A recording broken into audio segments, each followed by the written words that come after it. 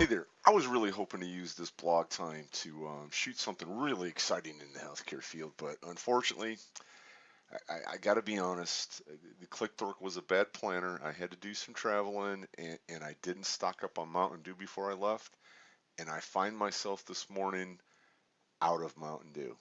That I know you might be laughing on your end. It's a crisis for me. I hope you'll be here with me. So what I'm going to do is I've got some data loaded already. I've got the latitude and longitude for my home. I've got some color information here. Don't worry about that just yet in terms of this story. I also have the locations mapped already of my favorite stores. There's a particular chain near me called Quick Trip, and I got to be honest, when I got Mountain Dew and I'm going for it, it's going to be draft Mountain Dew out of one of their fountains. I can get in. They've got a ton of flavors. They got cubed ice, chunked ice, crushed ice. I get my choice. Just it's the place for me. I got to be honest. It's the place for me to go to get my Mountain Dew. And I know most of the locations that are anywhere around me on any way that I'm going to some place that I would typically be going. So these are those locations. I've got the data loaded already because that's not really part of the story in terms of what I'm going to show you. Because what I want to do is plot these points, but then more importantly, I need to figure out where can I get within 3 minutes from my home, within 7 minutes of my home, within 15 minutes of my home. Because I got to know, like when I'm like in a crisis right now, where should I go first? What should be my primary objective when it comes to going to a quick trip to get my Mountain Dew? So first thing I want to do though, I'm going to start with just the points themselves, and I want to show you how we would do mapping. All I'm going to do is take this IDEVIO map. I'm not going to play with any properties for it because some of that stuff you'll play with, but that's not the point of my story. I'm going to add some point layers here. And so I'm going to add my house as a point, and it's looking for some measures here. I'm going to give it the location and size. If I had this as a single point, or I had it in some other format, I would give it a single point. I'm going to give it my lat, my long, and it's going to plot my home on the screen. I can then give it some appearance. I can say, no, I'd rather you be a pentagon, or I'd rather you be a hexagon. I can give it the sizes that it's allowed to use. Um, I can choose to use a shape, or I can actually load symbols. So if I want to load symbols and images for my points, I could use different symbols for this is crazy. I mean, I haven't had my Mountain Dew, but maybe I was charting on like pharmacies or primary care physician offices. Maybe I might use different symbols for those things. That's crazy. I know. I know. It's bizarre. Yeah. I haven't had my Mountain Dew. I'm not thinking straight. But that's what I might do. Now I'm going to need a bubble layer to show me my stores. So where are my options? I'm going to give it my store name. And same thing here. I need to give it some latitude, longitude information. I've got a store latitude and I've got a store longitude. And so now I've got these things plotted on my chart, on my map as well.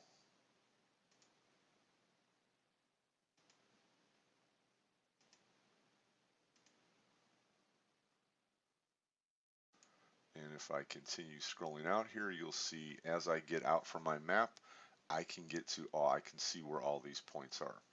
The problem for me, I don't know how long it's going to take. Maybe there's traffic. Maybe the road's like a 15-mile-an-hour dirt road or something. I'm kind of out here in the middle of nowhere. I can't just go willy-nilly getting in a car and driving to some location. I need to know how long it's going to take me. And so that's what we're going to really focus on today. I'm going to bring up, I want to create a connector so that I can pass in my home's location or a set of locations, and hey, how far away can it be reached? So I'm going to create a new connection. I'm not going to use one of the typical connectors that you've seen before where I'm going to a folder, ODBC, so I'm getting the big data, blah, blah, blah. I've shot those videos. I'm going to do a GeoAnalytics connector. I'm just going to give this thing the name of like AAA Mountain Dew. And if I create this and do a test of this connection, hopefully it's going to come back and tell me that it can connect to the server, that my internet is actually working here. And it says, yep, I'm able to talk to that server. If it was your on-site server, you would connect to your on-site server. Once I've got the connector, I'm able to start doing something with it. And so when it comes up, it gives me several analytics operations I'm going to do with this. As you can see, I don't really need any special connectors if I'm plotting my home's locations, or if I wanted to do things based on zip codes or counties. Those things are already just built in. It's going to visualize those on the map. I don't need to do anything. What I'm trying to do is figure out a travel area.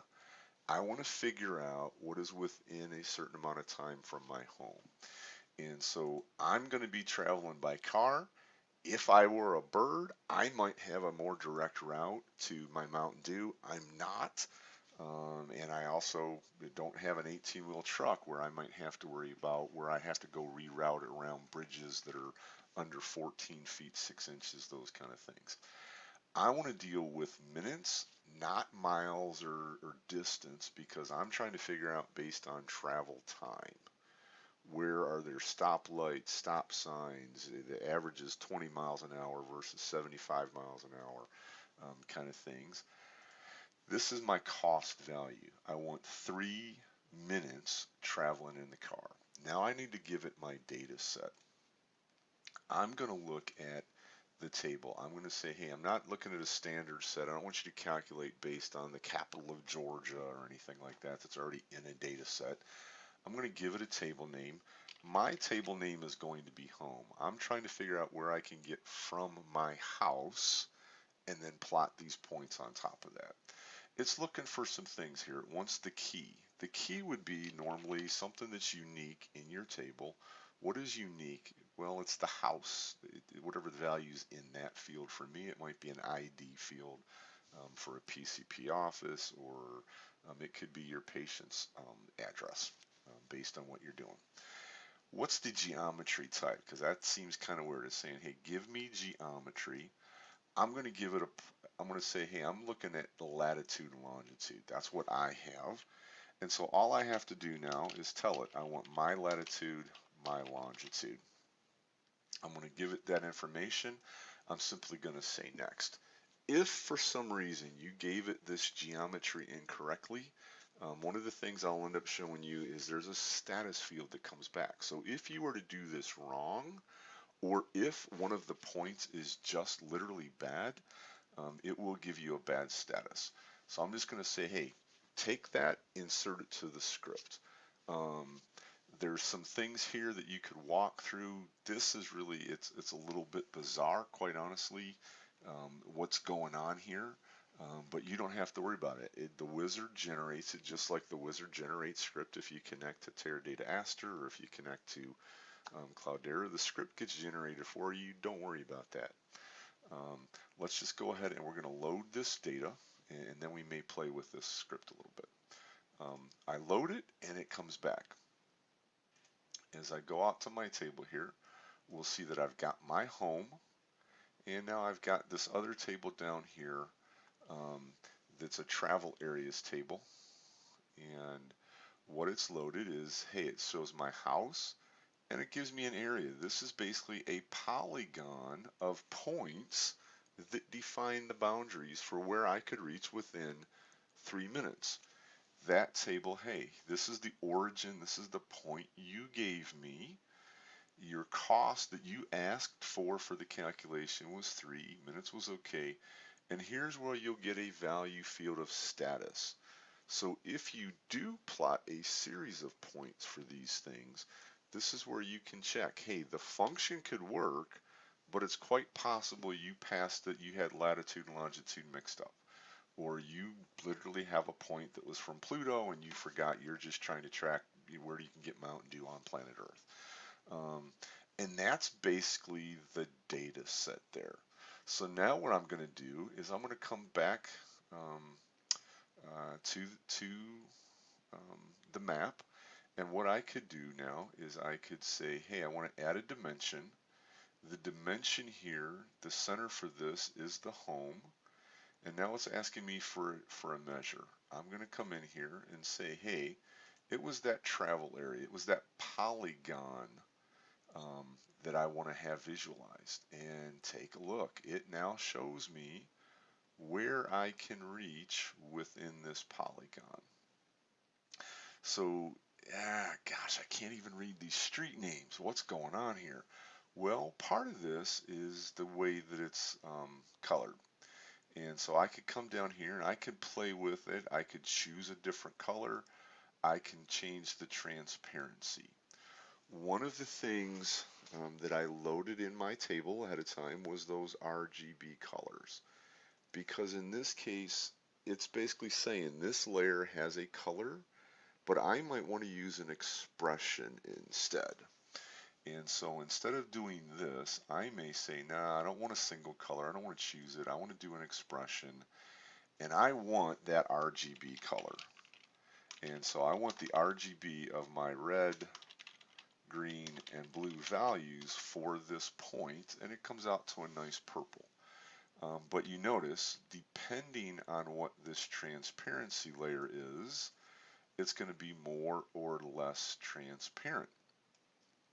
So one of the things that we're going to do in a minute is we're going to play with a function called ARGB, where I don't have to worry that I've changed this. I can instead say, hey, I want it to be this transparent. And I put one too many commas in there. I can say I want it to be that transparent, and I don't have to worry, if I were to do this in another app, that I take this slider and I don't move it as far as I did in my other. That's one of the things that drives me crazy with the slider. If I can't hand input a value, I get scared that one time I may not be doing it the same as another. Now, I've done this as the data travel set area, and I can see, oh man, I'm outside. I have no quick trips. If I were to finish this off, I have no quick trips within my 3-minute travel area. Doggone it, I'm going to have to expand my area, right? So what I'm going to do, I'm actually going to take this and I'm going to come back in. One of the things here that I want you to see that we can do is I could turn around and just change this to as 3-minute travel area. I can do field renaming with this. This is just pure ETL at this point.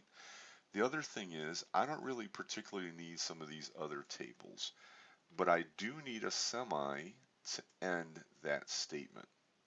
Okay, so that's going to give me my 3-minute travel time. I want to do 7 minutes. I want to do 15 minutes. But if I try to rerun this, then I'm going to lose the first one. So what I'm going to do is I'm going to say, hey, I want to left join to my homes table, and I want to load the house value out of there, and I want to take this 3-minute travel area and put it into my homes table. So I get that polygon that I would use, and that came from the resident travel areas table. Okay.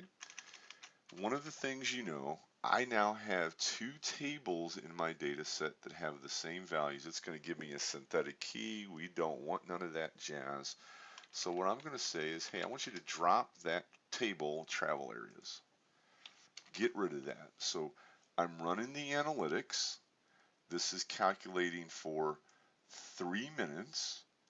I'm renaming this field as 3-minute travel area, and then I'm going to join that to my table.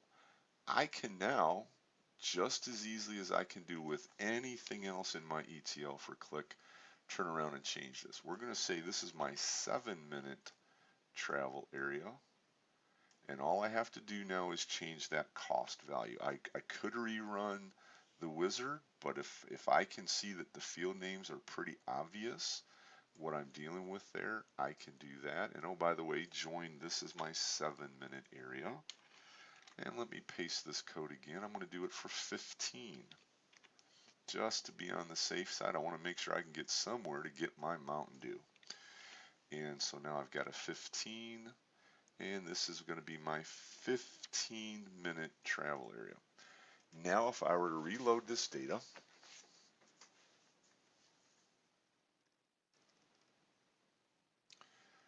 it's going to go run it's going to run that calculation 3 times, join it back.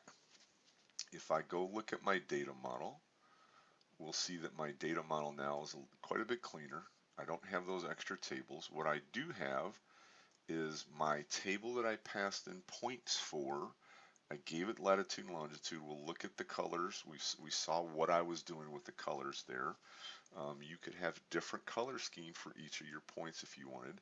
We now have a 3-minute travel polygon, a 7-minute travel polygon, and a 15-minute travel polygon. If I come back to my map, you'll notice suddenly my color's gone. Well, it was because we changed this. This is not a data set travel area anymore at all. We changed the field name, and so I need my 3-minute travel area. And now I've got that. If I come down to the coloring, I got this. I'm gonna copy this function so that we can use that for my next one. I want to now take well, I could just take this and we'll paste this in, and we're going to change this to our 7-minute travel area. And what I'm going to do is for the coloring, I'm going to say, hey, I only want you to be this much transparent. And I could paste this object in again. This is going to be my 15-minute travel polygon. I'm going to take a look at this and say, hey, I only really need you to be this transparent. And now, voila, we've got a nice coloring scheme. I don't have to worry about sliding the transparency. I know what I'm dealing with. But more importantly, for the Qlik Dork, I can now determine where I want to go get my Mountain Dew. So as I zoom in on this map, I'm going to take a look at my home, and I realize within 3 minutes of my home, man, there are no quick trips. I should have probably moved to a better location. I do have the luxury here that within 7 minutes I can get to this quick trip that's on Gainesville Highway. If I were to scroll around a little bit on the map, I can see there's another one that's very close to me, but it is outside of 3 minutes, it's outside of 7 minutes, but it is within 15 minutes. If I were to look here down further, I also have the luxury of seeing there's a second one. So I could choose, I could reach there in 7, that's a lot faster than going here, but I can also now see 2 things at the same time. I could tell, hey, yes, Qlik Dork lives in Atlanta, Georgia area, it's usually warm here, but what if we had a snowstorm? We got buried like the rest of y'all have to worry about getting buried. And what if I were to head to this store and oh my goodness, they're like the power's out or something because of a blizzard. I don't really have any other options that are close, and I might be in trouble. Whereas if I went to this store, I could reach it fastest. Plus, if they were buried in snow and I couldn't get in, I have another option that's also within 15 minutes. So I think I've got my route now. Instead of just jumping in my car willy-nilly and heading out to hopefully find some Mountain Dew, I know exactly where I'm going to get my Mountain Dew, and I also have a backup plan because there's nothing better than a backup plan.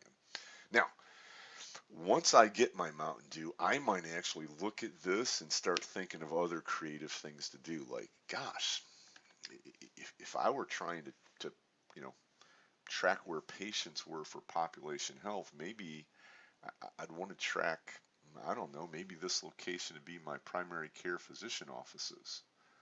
And then I want to plot my patient points to see who can reach my office within 5 minutes, 10 minutes, 30 minutes.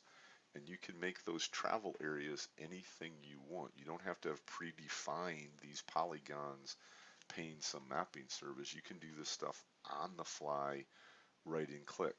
Or perhaps I would want to plot my patient's addresses or a patient that's on the phone that I'm looking to book an appointment with and say, hey, Yeah, there's a physician office that you typically attend that's 7 minutes from your home.